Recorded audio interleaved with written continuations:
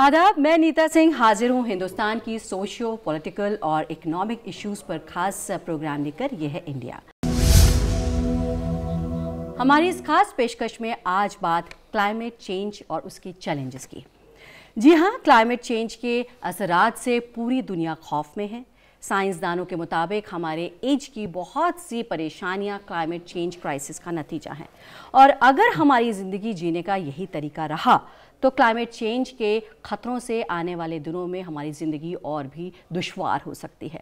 Climate change की इसी crisis को महसूस करते हुए हाल में बरतानिया के ग्लासगो शहर में यूनाइटेड नेशंस ने क्लाइमेट चेंज कॉन्फ्रेंस यानी COP26 ऑर्गेनाइज किया, जिसमें 120 कंट्रीज ने हिस्सा लिया, और कॉन्फ्रेंस को क्लाइमेट चेंज की क्राइसिस से निपटने के लिए एक माइलस्टोन माना गया। हमारे प्राइम मिनिस्टर ने अपनी तरफ से 5 पॉइंट्स दुनिया के सामने पेश किए हैं। इसी पर बात करने के लिए हमारे साथ मौजूद हैं टेरी में director general doctor Vibha Dhawan और टेरी में अर्थ साइंस की सीनियर फेलो और डायरेक्टर डॉक्टर सुरुचि भटवाल। आप दोनों का स्टूडियो में वेलकम है। तो सबसे पहले डॉक्टर विभा, आपसे जानना चाहेंगे ये COP26 का क्या मकसद है? देखिए, ये COP की मीटिंग हर साल में होती है जी, और इसका मकसद ये रहता है कि दुनिया के सब देश एक साथ आएं और हमारे लीडर्स, हमारे एनवायरनमेंट मिनिस्ट्री के लोग, वो सब बैठ के आपस में नेगोशिएट करें कि किस देश को क्या करना है। तो ये एक तरह नेगोशिएशन टेबल है, और दूसरी तरफ यहाँ पे बहुत सारी और छोटी छोटी मीटिंग्स भी होती रहती हैं, जिसमें लोग अपना रिसर्च का, इम्प्लीमेंटेशन का, क्या ठीक हो रहा है, कहाँ पे मुश्किलात आ रहे हैं, तो वो ये सब बातें आपस में करते हैं जी। तो इसलिए ये एक तरह से पूरी दुनिया के लिए बहुत महत्वपूर्ण मीटिंग हो गई है अब। जी जी। तो ये ग्लासगो में जो मीटिंग हुई, इसमें तमाम जो नेशंस थे इकट्ठा हुए और निगोशिएशंस किए गए। क्या कुछ हुआ, आपसे जानना चाहेंगे डॉक्टर सुरुचि। COP26 में जो अभी आयोजित किया गया, इसमें किस तरह के निगोशिएशंस हुए? नेशंस, अलग अलग देशों ने क्या क्या आपने सुझाव दिए? तो जैसे कि डॉक्टर धवन ने बताया है, ये हर साल होती है नेगोशिएशंस जो हैं, और दुनिया के सभी देश उसमें पार्टिसिपेट करते हैं और अपने इश्यूज़ को बेसिकली रखते हैं, जिस पे डिस्कशन होता है। COP26 में बेसिकली एक लार्ज मुद्दा जो था वो कंट्रीज़ को अपने NDC गोल्स को कैसे मीट करेंगे उस पे था जी। और कंट्रीज़ कहाँ लाई करते हैं उन गोल्स को मीट करने के लाइन में, और उसके अलावा ये भी था कि आगे के लिए देश क्या एम्बिशंस रखते हैं इन टर्म्स ऑफ GHG रिडक्शंस, जिसके तौर पे कि कुछ कंट्रीज़ ने कमिटमेंट दी इस साल। कई विकसित देशों ने 2050 तक के नेट ज़ीरो कमिटमेंट्स दिए, और भारत ने भी 2070 का जो है कमिटमेंट दिया, चाइना ने 2060 का दिया। सो बेसिकली ये एक ऐसा प्लेटफॉर्म है जहाँ कंट्रीज़ इकट्ठा होते हैं, नेगोशिएट करते हैं डिफरेंट इश्यूज़ पे, बट ऑल्सो अपने एम्बिशंस के बारे में बताते हैं कि वो कितना कर सकते हैं आगे के सालों में in terms of contributing to climate action. जी डॉक्टर विभा, अगर हम क्लाइमेट चेंज की बात करें तो कितना अलार्मिंग है कि सारे देश इकट्ठे होकर इस पे डिस्कशन करते हैं और निगोशिएशंस होते हैं, and then they plan out their strategies. देखिए, आज से अगर हम 2 दशक पीछे जाते हैं तो हमको कहा जाता था कि हमारी क्लाइमेट ख़राब हो रही है जी, और हम में से कुछ लोग विश्वास करते थे और कुछ लोग कहते थे कि change is way of life, तो इसलिए अगर कुछ तब्दीलियां आ भी रही हैं तो हमको उसकी फिक्र नहीं करनी चाहिए जी। लेकिन पिछले 2 साल में हमने 2 चीज़ सीखी है। एक तो जब कोविड हमारे प्लैनेट पे आया तो उसने हमें ये सिखाया कि कोई जगह अछूती नहीं रह सकती है। बिल्कुल, एक जगह पे कुछ हो रहा है तो उसका असर दूसरी जगह पे भी होने वाला है। तो उससे ये पता चल गया कि अगर कोई भी देश क्लाइमेट ख़राब कर रहा है या फॉलो नहीं कर रहा है तो उसका असर दूसरे देशों पे भी पड़ेगा। उससे भी ज़्यादा इम्पॉर्टेंट चीज़ जो हुई है पिछले 2 साल से और लगातार होती जा रही है, वो ये हो रही है कि कहीं पे फ्लड आ रहे हैं, कहीं पे सूखा पड़ रहा है, and extremes of temperatures, extremes of rainfall. आप किसी भी जगह पे देख लीजिए कि इतना कभी हुआ ही नहीं था कि 2 दिन में इतना ज़्यादा रेनफॉल हुआ है जी। हम पढ़ते हैं अखबार में इस मौसम में ये चीज़ नहीं होती थी। जी। क्लाउड बस्ट हम अपने उत्तराखंड में देखें तो ये एक तरह कुछ साल पहले जब पहली बार हुआ था तो सबको लगा था क्या हो गया, लेकिन आज तो है ये तो होता रहता है। जी। तो ये तो होता रहता है, या न्यूयॉर्क में फ्लड्स आए, जर्मनी में फ्लड्स आए, अमेज़न में फॉरेस्ट फायर हुआ। तो अगर आप ये सारी चीज़ों को देखते हैं तो आपको इमीडिएटली लगना शुरू हो जाता है कुछ तो गलत हो रहा है। जी। और हम ये नहीं कह रहे हैं कि हमको क्लाइमेट चेंज से बचना है। अगर हम लोगों को एज ए ह्यूमन रेस हमको सर्वाइव करना है तो हमें ये रोकना होगा। जी। तो ये चीज़ जो है ये बहुत इम्पॉर्टेंट है और अब सबकी समझ में भी आ गई है। इसलिए इस वाला का कॉप बहुत इम्पॉर्टेंट था जिसमें लोगों ने इस बारे में बात करी कि शायद हमारे पास अब ऑल्टरनेटिव नहीं है। हमको कल एक्शन लेना पड़ा था, इवन आज भी हम ऑलरेडी लेट हैं। तो इसलिए हमारे पास अब लग्जरी ऑफ टाइम सोचने के लिए नहीं है, हमको एक्ट करना है। बिल्कुल डॉक्टर विभा, बहुत इंपॉर्टेंट बात आपने बोली कि हमारे पास लग्जरी ऑफ टाइम नहीं है और इम्पॉर्टेंट एक्शन लेने का टाइम अब आ गया है। तो डॉक्टर सुरुचि, अगर हम COP26 की बात करें तो कैसा रहा ये COP26? अगर इंडिया का देखें तो इंडिया के लिए किस तरह से फ़ायदेमंद रहा, कितना सक्सेसफुल रहा ये COP26? सो आइडली तो ये ग्लोबल नेगोशिएशन है एंड इंडिया जो है 3rd लार्जेस्ट एमिटर है ग्रीन हाउस गैसेस का, बट पर कैपिटा एमिशंस अगर हम देखते हैं, क्योंकि हमारी पॉपुलेशन काफ़ी लार्ज है, वो हमारा कंट्रीब्यूशन ओवरऑल जो ग्लोबल स्पेस में है वो काफ़ी कम है।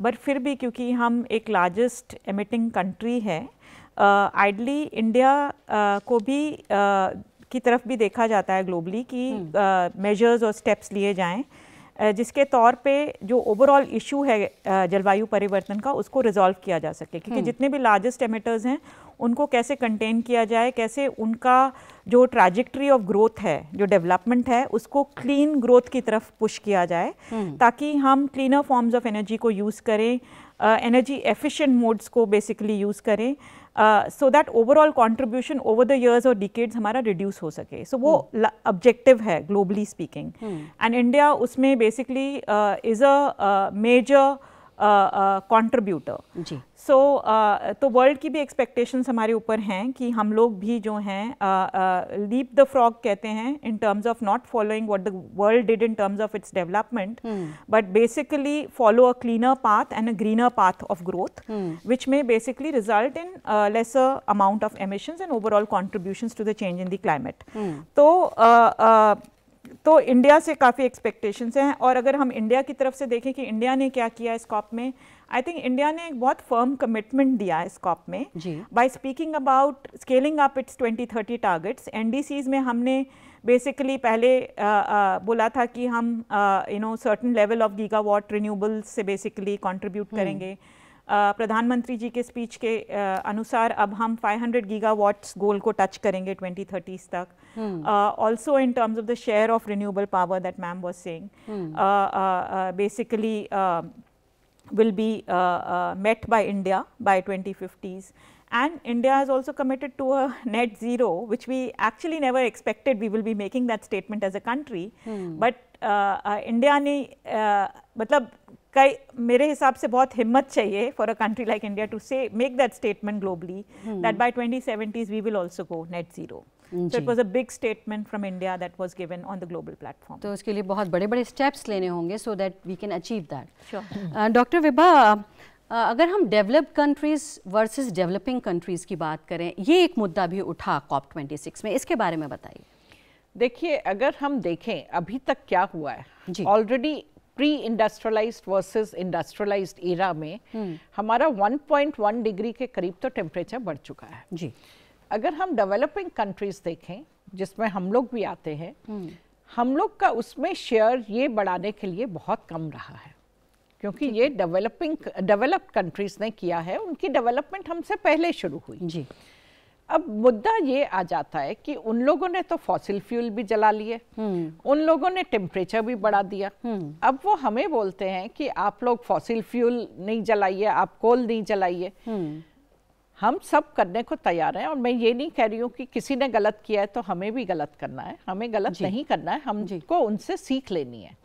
लेकिन वो सीख लेने के लिए रिसोर्सेस भी तो चाहिए ना, हमको पैसा चाहिए, हमको टेक्नोलॉजी चाहिए। टेक्नोलॉजी जो है अगर वो खूब सारे पैसे के साथ आएगी कि आपको उसके ऊपर लाइसेंस फी भी देनी है, ये भी करना है, तो डेवलपिंग कंट्रीज उसको कैसे अडॉप्ट करेंगे? और टेक्नोलॉजी ओवरनाइट तो आप स्विच कर नहीं सकते हो, उसके लिए आपको बहुत सारी और चीज़ें चाहिए। पहले तो फाइन ट्यूनिंग के, जैसे हम टीथिंग प्रॉब्लम बोलते हैं, या कोई भी टेक्नोलॉजी आएगी उसको एब्जॉर्ब करने के लिए भी क्षमता चाहिए होती है। आपने टेक्नोलॉजी ले ली, वो कुछ ग्लिचेस आएंगे, कोई चीज़ खराब होगी, उसके लिए हमें ट्रेन मैन पावर चाहिए, कैपेसिटी बिल्डिंग चाहिए। तो ये सारी चीज़ें हमको साथ साथ चाहिए जी। तो जो इस कॉप में डिस्कस हुआ, तो मैं उसके लिए ये कहना चाहूँगी कि फाइनेंस जो पहले विकसित देशों ने हम लोग को या सब पूरे उसको बोला था कि इतने डॉलर रहेंगे ये काम करने के लिए, तो वो डॉलर सच में तो आ नहीं रहे हैं। तो लोग क्या करेंगे उसके लिए? क्योंकि सिर्फ लिप सर्विस से नहीं होता है, आपको हर तरह से उदाहरण देना है जी। आपको कहना है ये पैसा पड़ा है, ये टेक्नोलॉजी है, ये हम कैपेसिटी बिल्डिंग करेंगे ताकि आप अडॉप्ट कर सको जी। तो ये चीजें, चाहे मैं ये बोलूंगी कि सब कुछ कॉप में नहीं हो सकता था, सो ये सब नेगोशिएशंस ये सिर्फ 2 हफ्ते की कॉप मीटिंग में नहीं होंगी, इसके लिए हमें लगातार काम करते रहना है। जो चीज़ हमारे प्रधानमंत्री जी ने बहुत अच्छी करी है, जैसा सुरुचि ने बोला कि उसके लिए जिगर चाहिए अनाउंस करने के लिए भी, अब उससे 2 फायदे हुए। एक तो मैं ये कहूँगी हमारी जो इंडस्ट्री है वो बहुत रिस्पॉन्सिबल है, तो बिना किसी चीज़ के भी बहुत सारे इंडस्ट्री ने ऑलरेडी काम शुरू कर दिया था अपनी इमेज के लिए, एज वेल एज कि रिस्पॉन्सिबल सिटीजन, तो उनको ये था कि हम नेट जीरो की तरफ जाएंगे। अब जब प्रधानमंत्री जी ने कमिटमेंट दे दी, तो अब उनको ये है कि आज जो चीज़ वो वॉलंटरी कर रहे हैं वो हो सकता है कल को मैंडेटरी हो जाएगी जी। दूसरा फायदा इससे ये होगा कि अभी तक बड़ी कंपनीज ये डिसीजन ले रही थी और लोगों के दिमाग में ये चीज़ कहीं पे थोड़ी गलत भी है कि क्लीनर जो है, क्लीनर इज एक्सपेंसिव, वो वैसा नहीं है। It is not always expensive, it is mindset and also there is a पे बैक पीरियड कि आज अगर आप सोलर लगाते हैं, आज आपको ज़्यादा खर्चा करना पड़ेगा, लेकिन हर साल आपकी बिजली मोर और लेस मुफ्त हो जाएगी जी।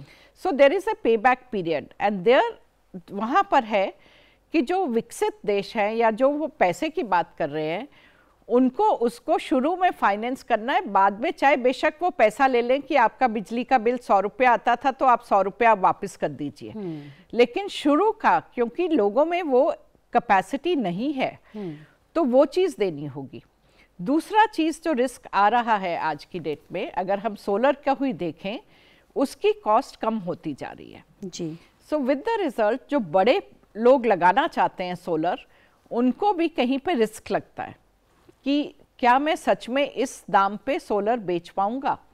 आज मेरा यूनिट 100 करोड़ का लग रहा है, तो कल को ऐसा तो नहीं होगा कि इसकी कीमत 50 करोड़ हो जाएगी और 50 करोड़ वाला मुझसे सस्ते में बेच पाएगा। तो वो risk analysis and risk mitigation, वो चीज़ भी सरकार को कहीं पे करनी पड़ेगी या सोचनी पड़ेगी जी। और प्रधानमंत्री जी जैसे बार बार कह रहे हैं कि हमको इंडिजिनस टेक्नोलॉजी की तरफ देना, जोर देना है, तो हमको भी ये नहीं सोचना कि सब कुछ वेस्ट में डेवलप होगा। हमको ये देखना है कि हम भी टेक्नोलॉजी प्रोवाइडर हो सकते हैं, लेकिन ये ध्यान में रखते हुए कि we don't have to reinvent the broken wheel. अगर कहीं पे ऑलरेडी डेवलप हो चुकी है, तो हमको उस टेक्नोलॉजी को और सिंपल बनाना है और सस्ता बनाना है, हमको अपने लोगों के लिए बनाना है, ना कि हम फिर से वो टेक्नोलॉजी डेवलप करने की कोशिश करें। तो इसलिए हमें और देशों से भी टेक्नोलॉजी लानी है और अपनी भी विकसित करनी है जी। तो और देशों से सीख के और आत्मनिर्भर भारत जिस पर कि प्रधानमंत्री जोर दे रहे हैं, और कहीं पे हम लोग को भी ये करना है कि देश के स्केल पे हमको टेक्नोलॉजी लानी है, ना कि आज एक कंपनी टेक्नोलॉजी ला रही है, कल को दूसरी कंपनी ला रही है जी। तो हमको टेक्नोलॉजी वैलिडेशन के लिए भी शायद सेंटर्स बनाने हैं जी। हमको कैपेसिटी बिल्डिंग के लिए भी बनाने हैं, और फ्यूचर टेक्नोलॉजी डेवलप करने के लिए भी सेंटर्स बनाने हैं। तो जो प्रॉमिसेस प्रधानमंत्री ने किए हैं उसके लिए बहुत काम करने की ज़रूरत है, जैसे कि आप बता रहे हैं डॉक्टर विभा। डॉक्टर सूरज, एक और पॉइंट निकल के आया COP26 में, कोल के ऊपर पे काफ़ी डिस्कशन हुआ, phase out versus phase down, उसके बारे में बताएं।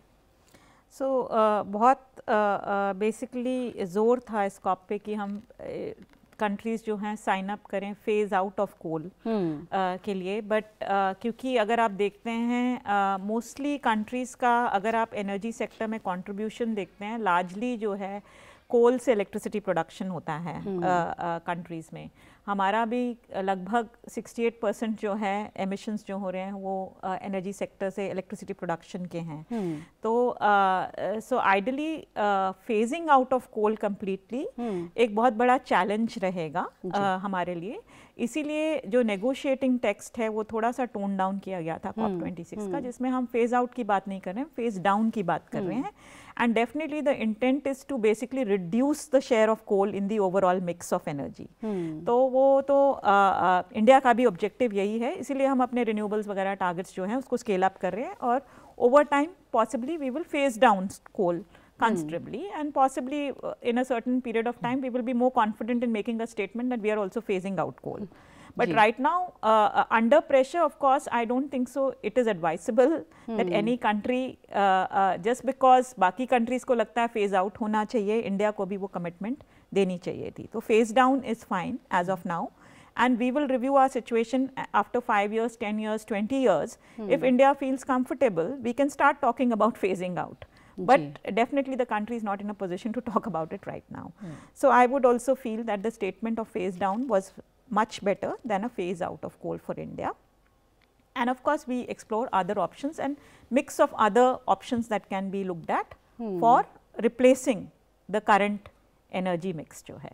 जी, और देखिए कहीं पे ऐसा होगा कि दूसरी टेक्नोलॉजी कितनी सस्ती डेवलप हो जाती है। अगर दूसरी टेक्नोलॉजीज इतनी एफोर्डेबल हो जाती हैं कि वो हो सकता है कल को कोयला निकाल के जलाने से भी सस्ती पड़ेगी, जी, तब तो वो बात ठीक है। लेकिन आज के माहौल में हम कैसे कह सकते हैं, क्योंकि हमारी माइनिंग के साथ इतने सारे लोग एसोसिएटेड हैं, हमारे पास फॉसिल फ्यूल एक तरह से वही है, तो हम उसको पड़ा रहने दें और दूसरी टेक्नोलॉजीज जिनको हमें खरीदने की क्षमता नहीं है या कम क्षमता है, तो हम वो नहीं कर सकते। हमको डेवलप होना है as a country, we are in that path today. So it cannot, ये विकास की विकास को रोकते हुए हम नहीं कर सकते हैं। अगर हमारे पास अदर ऑप्शंस होंगी तो definitely one would like to move towards cleaner fuel. जी जी बिल्कुल, कि जो डेवलप्ड कंट्रीज हैं वो ऑलरेडी प्रोग्रेस्ड हैं, डेवलप्ड हैं, और हम डेवलप कर रहे हैं, we are on that ladder. So the point that she raised also links to the issue of equity and justice. So phasing out of coal is not just about removing a particular fuel source and replacing it with the other source. It's linked to livelihoods of people, coal miners, you know, people who have been doing this job for generations, know the work in and out. How do you basically move them out of those job spaces? What kind of jobs do you provide them then instead? How can you build livelihoods? तो वो तो एक process है, आप immediately नहीं change कर सकते। So there is a process for transition and then transformation that we talk about, the change that we talk about. So तो आप जैसा कोल के बारे में बता रहे हैं, जो डिस्कशन हुआ, इंडिया अभी वो सब नहीं कर सकता। जैसे आपने कहा कि phase out is not possible, phase down हम कर सकते हैं, लेकिन इसको बाकी दुनिया ने किस तरह से लिया और इंडिया किस तरह से अब कंट्रीब्यूट करेगा क्लाइमेट चेंज को बेहतर बनाने के लिए? So people were not very happy with the toning down of the language at the COP. Globally speaking, because countries wanted to see कि वो phase out लिखा जाए text में, but उसको फिर because of pressure from certain countries, it was changed to phase down, including India. There may be other countries also which had put the same pressure on. But frankly speaking, my personal opinion is that if India tomorrow feels that we are in a position to take that commitment, India will be the first country to stand up to say that as well, the way we cooperated at other levels as well. So, I think we need to look at the next couple of years, first basically look at how we fare out in 2030s. हमारे NDC commitments हैं, अभी already हमने अपने ऊपर बहुत कुछ ले रखा है और ह्यूज चैलेंजेस हैं उन टारगेट्स को ही मीट करने के लिए, तो हमें अपने आप को एक रिव्यू करना पड़ेगा अगले 9 साल में हम कितना मीट कर पाते हैं, उसके बाद पॉसिबली हम एक कोर्स करेक्शन कर सकते हैं। Of course the country will decide and make an international statement accordingly whenever it feels comfortable. So I do feel that countries should take their time and कोई international pressure नहीं होना चाहिए आपको commitment देने का या statement देने का, क्योंकि at the end of the day you will be held liable to those statements. जी डॉक्टर विभा, अगर हम इंडिया की इन जनरल बात करें तो जितना डाइवर्स यहाँ का, कहीं पहाड़ हैं कहीं रिवर है, तो क्या ये ज़्यादा इस पे क्लाइमेट चेंज का असर ज़्यादा है, इम्पैक्ट ज़्यादा है? देखिए, ये तो एक पहले ही स्टडी हुई थी, तो उसमें ये था कि हिंदुस्तान और बहुत सारे राधा वही देश हैं जिनमें पॉपुलेशन प्रेशर भी ज़्यादा है अनफॉर्चुनेटली, उनके ऊपर जलवायु परिवर्तन का नेगेटिव इम्पैक्ट होने वाला है जी। चाहे वो हमारे एक तरह से एक्सट्रीम्स ऑफ टेम्परेचर का असर है, चाहे वो फ्लडिंग है, चाहे वो ड्राउट है, चाहे वो प्रोडक्टिविटी, क्रॉप हमको पर एकड़ कितना यील्ड मिलेगा जी, वो सारी चीज़ हमारी नेगेटिवली इम्पेक्ट होने वाली है। और वो बहुत सीरियस कंसर्न है, क्योंकि हम आज की डेट में, ठीक है, हम कहते हैं कि हमारी फूड सिक्योरिटी है, लेकिन न्यूट्रिशनल सिक्योरिटी नहीं है। लोग क्यों गेहूं और चावल उगा रहे हैं? क्योंकि उनको उससे पैसा मिल रहा है जी। वो न्यूट्रिशियस दालें कम उगा रहे हैं, मिलेट्स कम उगा रहे हैं, क्योंकि उनसे उनको पर एकड़ कम पैसा मिलता है। और अगर ये सब प्रोडक्टिविटी भी कम हो जाएगी, तो जो आज हम जूझ रहे हैं न्यूट्रिशनल सिक्योरिटी के साथ, वो हो सकता है कल को वो मुद्दा फूड सिक्योरिटी पे भी चला जाए।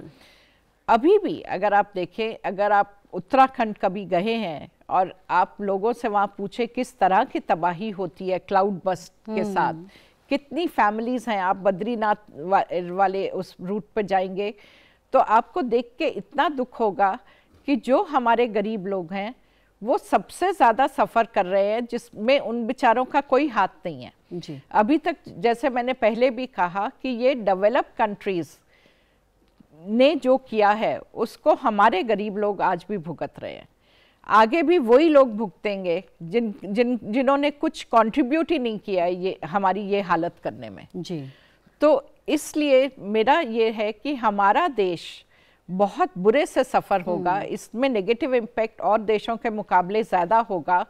इसलिए हमको एक तरह से आवाज़ भी उठानी है विश्व स्तर पे कि इसको रोकना है जी।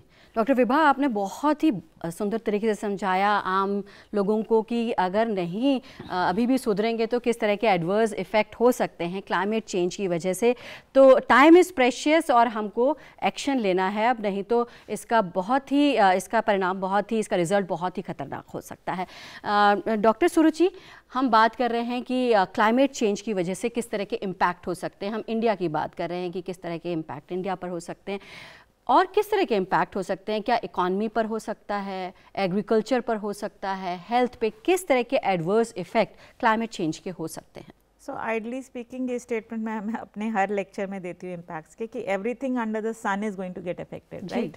बिकॉज तापमान बढ़ रहा है, आपका एटमॉस्फेयर बेसिकली चेंज हो रहा है, क्लाइमेट बदल रहा है, तो हर सेक्टर इफेक्ट होगा। सो एग्रीकल्चर से लेके हेल्थ से लेके आपके फॉरेस्ट बायोडाइवर्सिटी से लेके coastal regions, basically all sectors will be affected and within those sectors there are different issues that basically we look at. जैसे मैम ने बताया कि productivity is likely to get affected. हम लोग ट्रॉपिक्स में हैं, हम एक ट्रॉपिकल कंट्री है जहाँ पे हम ऑलरेडी हाई टेम्परेचर्स एक्सपीरियंस करते हैं जी। अब जब हम तापमान बढ़ने की बात करते हैं तो अब इसके ऊपर जो तापमान बढ़ेगा, हम ऑलरेडी हाई थ्रेशोल्ड्स पे हैं, उसका impact both human productivity and agricultural productivity दोनों पे देखे जाएंगे। हेल्थ साइड पे, ह्यूमन हेल्थ पे एंड एग्रीकल्चर साइड पे, इन terms of fall in productivity rates of crops etcetera, until and unless you bring in technologies और वैराइटीज जो कि इनको काउंटर कर सकें जी। बट अगर तापमान बहुत ज़्यादा बढ़ जाएंगे तो आपकी टेक्नोलॉजीज़ और वेरिएंट्स भी शायद काम नहीं करेंगे, क्योंकि there is a limit to adaptation, एक टर्म हम यूज़ करते हैं। एक लेवल के बाद आप अडेप्ट भी नहीं कर सकते उन रिस्क्स को। सो इसीलिए बात करते हैं कि क्यों हम एक 1.5 डिग्री पे कंटेन करें या 2 डिग्रीज पे कंटेन करें, क्योंकि अगर हम उन थ्रेशोल्ड्स को क्रॉस कर जाएंगे, सर्टेन केसेस में इरिवर्सिबल चेंजेस हो जाएंगे जिसको हम वापस लौटा भी नहीं सकते, एंड उसके लॉसेस बहुत ह्यूज होंगे। And being in the tropics, India stands to lose out a lot in all sectors. So agriculture definitely, human health, incidences of malaria, dengue that we talk about, क्योंकि vector borne diseases और उसका transmission जो है Windows वो expand कर रहे हैं। Areas में जहाँ पे मच्छर पहले पूरे साल नहीं होते थे, आजकल आप देखेंगे कि उन एरियाज़ में मच्छर जो हैं 12 मंथ्स जो है सर्वाइव करते हैं। क्यों? क्योंकि टेम्परेचर लेवल्स राइज कर गए हैं, एंड मॉस्किटोज़ के भी जो एग्जिस्ट करने के कुछ टेम्परेचर थ्रेशोल्ड्स हैं, ह्यूमिडिटी लेवल्स, एंड वो चेंज हो रहे हैं, और वो बेसिकली उनके राइज करने से वो नॉर्मली आप उनको 12 महीने आप उनको बेसिकली कुछ जगहों पे देख रहे हैं वो एग्जिस्ट कर रहे हैं, and as a result they are transmitting diseases in those locations, and therefore there are health concerns that are arising. जी, पहाड़ों में आपको अब देखने को मिल रहा है कि diseases spread कर रहे हैं। So all these issues, coastal regions में salinity intrusion, sea level rise, cyclone storms जो हम बात करते हैं, इतने सारे साइक्लोन स्टॉर्म्स आपको पिछले 4-5 साल अगर मुड़ के देखेंगे, इतने साइक्लोन स्टॉर्म्स तो मतलब हमारे 20 साल में मुड़ के देखें तो हमने इतने नहीं सुने होंगे जितने स्ट्राइक किए हैं हमारे ईस्टर्न कोस्ट और वेस्टर्न कोस्ट में। These are issues, floods, flash floods, cloud burst she talked about, glacial lake outburst floods, glaciers basically giving off, Uttarakhand में जो आपका केदारनाथ डिजास्टर रहा, आपका भी अवलांच इशू था चमोली में। So all these issues basically somewhere come together, and the root cause is linked to the environment and the climate and the changes that are happening in the climate. जी, तो thank you so much, आपने doctor सुरुचि, doctor Vibha studio में आने के लिए thanks a lot. और इतने valuable आपने suggestions दिए और information the, thank you so much. हमारे गेस्ट जिस तरह से बता रहे थे कि क्लाइमेट चेंज का असर सब पर पड़ने वाला है, डायरेक्टली या इनडायरेक्टली। सरकार अपने कदम उठा रही है और ज़रूरत है सबको कंट्रीब्यूट करने की अपने अपने लेवल पर, क्योंकि छोटे से छोटा कंट्रीब्यूशन भी एक बड़ा चेंज लेकर आएगा, बड़ा डिफरेंस क्रिएट करेगा। तो आज ही इस कड़ी में बस इतना ही। आप अपनी राय और सजेशंस हमें ईमेल कर सकते हैं। इसके लिए हमारा ईमेल आईडी है ddurduspecials@gmail.com। इसी के साथ हमारी पूरी टीम को दीजिए इजाज़त। आदाब।